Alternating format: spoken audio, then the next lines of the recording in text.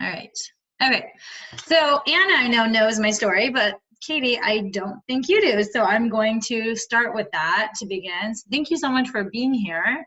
I know obviously health is first always, and especially right now, right, with what we're going through. It's definitely not not a fun time. Anyhow, so like I was mentioning to you, I am going to be recording this. I am recording this so that way I can post it on YouTube and see if anybody else can actually, take something from this, because I know fear is what I'm sensing. Oh my gosh, oh so much. And being an empath, I can literally feel it inside my body. So it just pulled me to actually offer this for anybody that wanted to join. And like I mentioned earlier, I created this last year while I was in my coach training program at Accomplishment Coaching because of what I went through. And what I went through was I had a massive brain tumor back in August of 2017, and it ended up being a glioblastoma, stage 4, all the worst things that you can ask for, right? And so for me, hi Aubrey. Hi. Hi. And so for me, because of all the training that I had done, had done a lot of transformation work and everything. So when I got the prognosis of, oh, you have 3 to 5 years to live, I actually was scared to be scared. And I was holding on to all the fear. And so what, of course, we all know now is when you resist something, well, guess what? It persists, right? And so I was scared that by having these negative thoughts and being fearful and all these things that I was actually going to kill myself. When in reality, I was just like making it stronger and more fear within me. And so finally, when I actually saw that, oh my gosh, I'm actually not allowing myself to really just vent out what's there. And It's really me. Sorry. out. I was trying to turn it down. Oh, I'm gonna put you on mute, Abby. Okay. And so once I realized this, I was actually able to see that all I was doing was taking the doctor's words and creating an interpretation of it. It was one version of the story out of the infinite possibilities that are out there, right? So for me, I was like, okay, you know what? Let me just accept what's happening and actually get to the facts of it. And what's happening I had a brain tumor. What was happening? I had gotten surgery. What's happening? My doctor said XYZ. Now, to come back to what's happening currently, right? We know what's happening is, yes, there are thousands of people that have gotten it and survived. There are people that have also died.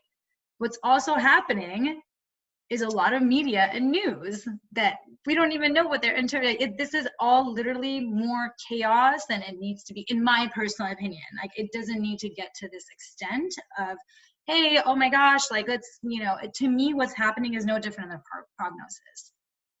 The whole thing around fear is whenever there's a what if, well, what if can go so many different ways. And right now, the what if is the worst case scenario. And that's what keeps being portrayed out there. And it's totally, I get it. This is the majority. This is just how a lot of people's minds work is, they get freaked out. And so anyhow, for me personally, once I was able to finally accept what was happening and realize that, okay, you know what, I can actually change my vision to something different than what this fear was, I was able to create a vision. And I did that. I created what I call to 90 and beyond. And I wrote it all out. I had this whole writing exercise. I had a vision board, and I really just looked at that as like, okay, this is what is going to be my future, which is me, my husband, kids, grandkids, families, everybody just at the beach on Sunset, and we're just dancing and happy. And it took me maybe 2 to 3 weeks to hold this vision, print it out, had it all over my house. And I was able to shift that mindset. And no longer and at this point, I really don't believe in prognoses. I think it's BS. We each have unique DNA. We each have unique fingerprints. Same thing with what's going on right now, right? Like, we're saying, oh, okay, this many people died. And yes, they're starting to talk more about who has passed away. And not to say it's not sad. Of course it's horrible what's happening. And it's like, well, let's figure out what are the stats of this. Like, who are these particular people? No different than my prognosis. I'm like, okay, you're telling me 3 to 5 years. Where are you getting that from? Who are those individuals? I don't know any of those details, right? Yet I'm being told, oh, you have a predictable future of 3 to 5 years to live. We can't even predict the forecast, right? Yet this is getting predicted. And so to me, it just made absolutely no sense. So I finally got to a place of, okay, let's create a process. And I started releasing those fears. I started actually seeing, okay, well, what are those actual fears that I have? And I started getting really present to what the fears were. So being that who we have on here right now are more, people that have done ontological work and whatnot, I won't get too much into detail about it, but because I am recording this for other people, one thing I do want to share is that fear is an interpretation. Do either of you have any things around that? Or I feel like you guys both get that since like accomplishment coaching and landmark. Yeah. So fear is an interpretation and it's not real. And that's one of the biggest things that I've been talking to people about, or I'm like, okay, fear is not real. Fear is a creation of the mind, and it can go so many different ways. And so it really comes to the questions of, okay, well, where did this fear come from? And really just getting present to, okay, who said that? Who said that XYZ is going to happen? And then really seeing, okay, what meaning am I giving this based on what these people are saying, based on what the news is saying, based on, at this point, the whole world, right? So I'd love to just give some, time for you guys to just see, are there fears that you both have that you haven't really talked about, shared about, gone out? Because that's the biggest part of healing too, is really just releasing what's there to be said.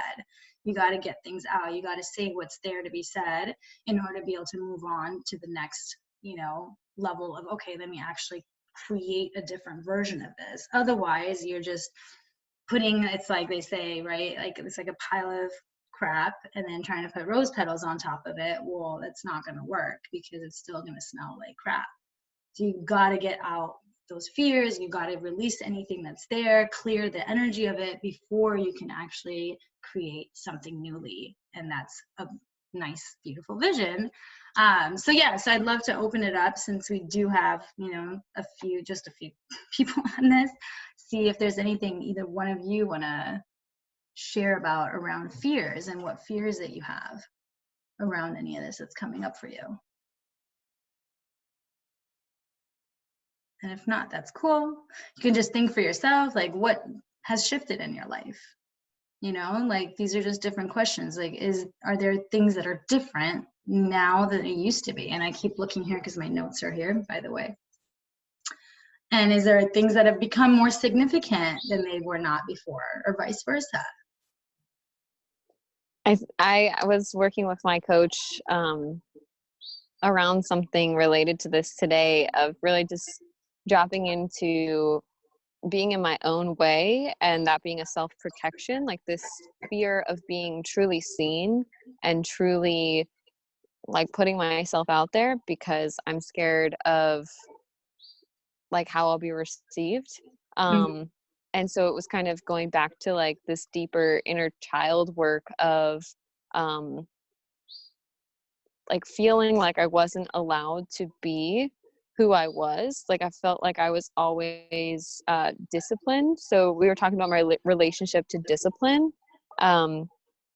As a kid, I was like super energetic and like always talking in school and like always moving, like just very ADHD. And like I didn't want to be contained, but I had to learn from schooling, like the way I interpreted that is like you must contain yourself and you have to like put on this armor in order to like be safe and be accepted. And so then I like really got away from being my true self. So now I have this fear about like really allowing people to see me for who I truly am. And so I'm kind of like in this space of processing that today, and seeing how it really holds me back from like achieving all of this because like everything that I want in terms of my dreams and like Mhm.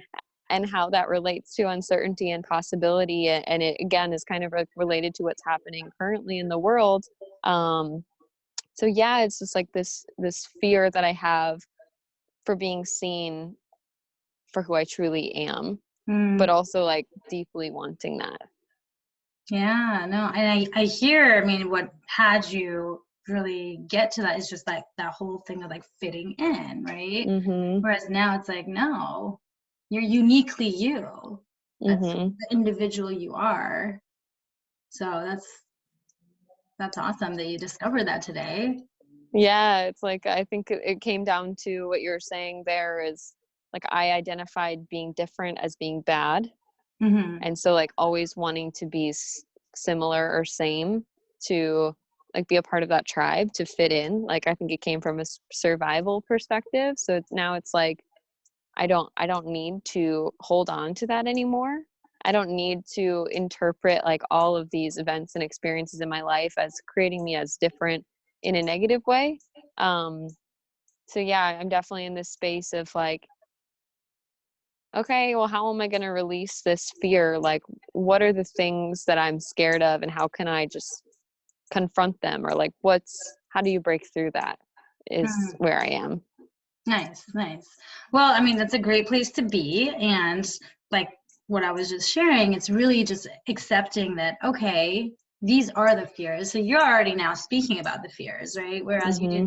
you weren't even aware that these fears really were there, it sounds like, Mhm. right? And now you're finally getting to a place where it's like, okay, well, let me actually vent about what fears I do have and just say, okay, Mhm. it's not real.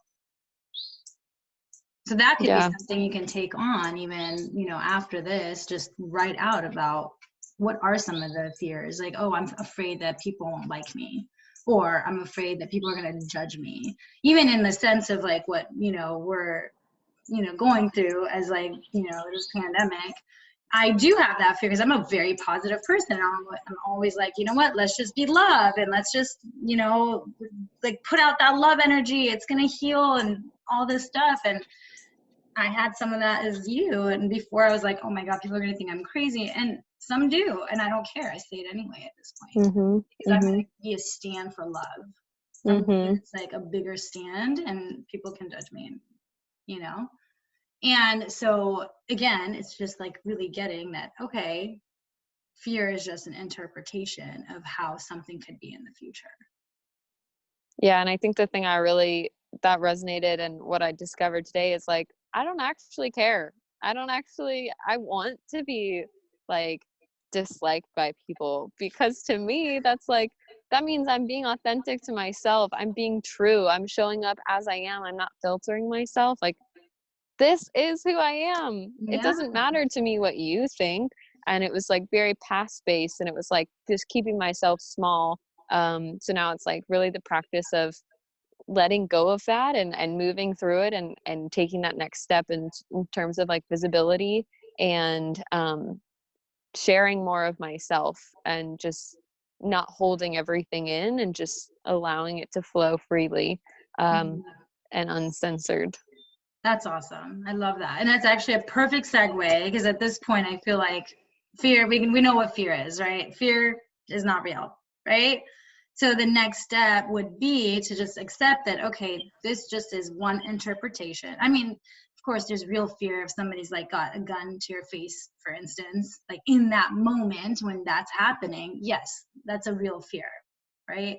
I know I'd be scared. I don't know anybody that wouldn't. Like, that's just me. So the next step with that is really just actually looking at, okay, well, if I had it all my way, if I could actually be my authentic self, have everything go exactly how I truly desire, what would that look like? So that would be something to really just start to ponder upon, right? What would it look like? Even when we're taking it from like what's happening right now, what I love is, and I'll share this vision as well with, I saw Deepak Chopra, I love the guy. He shared his vision, or one of his friends posted a vision, or sent him a vision. And at this point, it seems like this vision is going viral. And so I will I'm going to read it in a second, but even for your own self, whether it's, to do with what's going on now or whatever, it is that you want to create, being your true authentic self, it's like really getting present to it. I mean, even doing that exercise of like closing your eyes and breathing, taking those deep breaths and really getting clear to what it is that you truly desire for life to be like, to the point where it just feels so exciting and juicy inside. That 90 and beyond vision for me till this day, it gets my entire body just tingling. I get super excited. I get teary-eyed because that's something that is juicy for me. It's something that feels so like, oh my gosh, I want that. I desire that with all my body and heart and spirit and everything, right? So it's really creating a vision from that space, because you got to feel it in order to have the vibration of it too.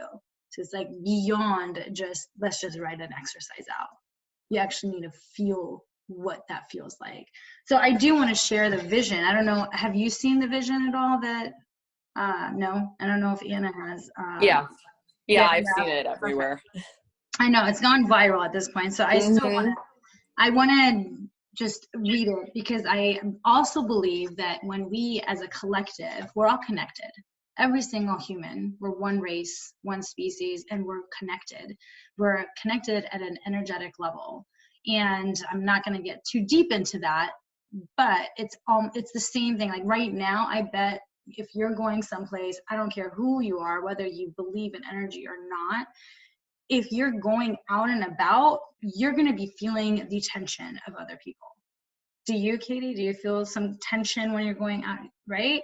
Because we're all connected. We have an energy and we feel each other's energy. It's no different than going to, for instance, some kind of like a motivational, seminar where it feels like all this excitement and we're just like, oh my gosh, super high vibe, right? There's a reason they say high vibes, good vibes, it exists, right?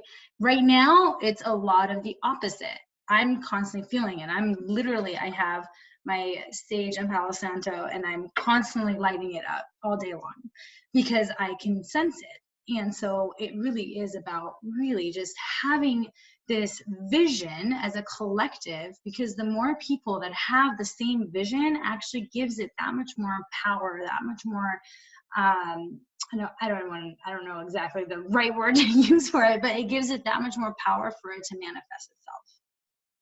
So I wanted to read this vision because, again, I love it. I think it's beautiful. I keep seeing it as this is why this is happening anyhow. It's for us to slow down and really just to, get what people keep complaining about, the gift of time, right?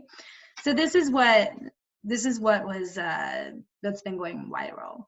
And the people stayed home and read books and listened and rested and exercised and made art and played games and learned new ways of being and were still and listened more deeply. Some meditated, some prayed, some danced, some met their shadows, and the people began to think differently.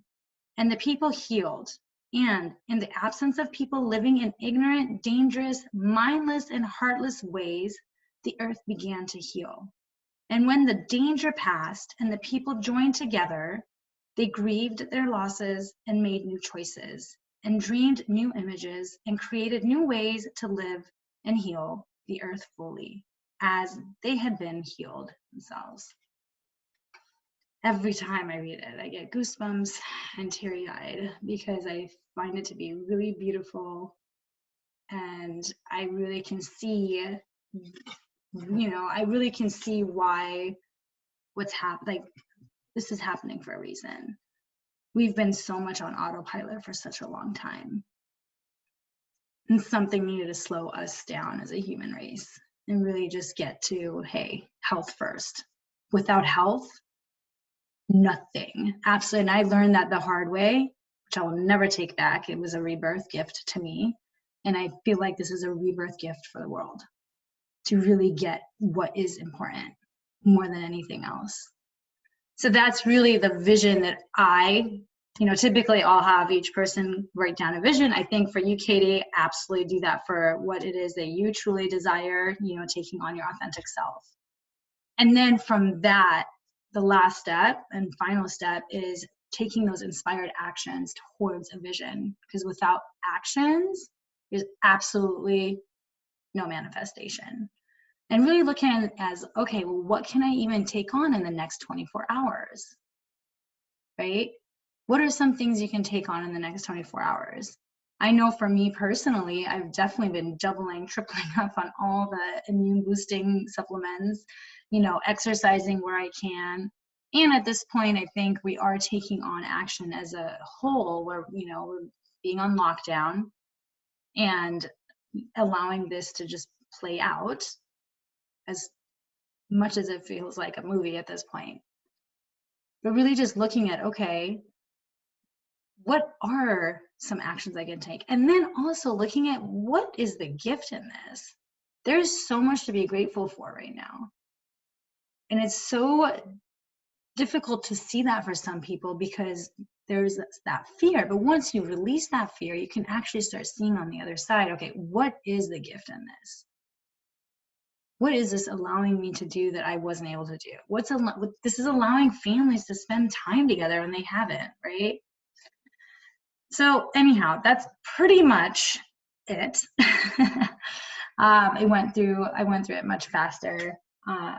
And so if there is anything else that either one of you want to add, would love to hear from you. Otherwise, we can totally stop it at the half an hour. I love that vision. I think that's definitely, I've been sensing that energetically. And like when this started happening a couple of weeks ago, I was like, oh, this is the slowdown that we need. Mm-hmm. And will we hear this message? Like, how will people receive this? Will they be able to just like be that vessel being open and receptive to this message? Or what is resistance going to look like here? And I made that choice to see this as a blessing and to also bring myself as dropped into the present moment as possible. And it really helped me to like release a lot of the health anxiety or potential anxiety. And it created this filter for myself of like, this is what I can do.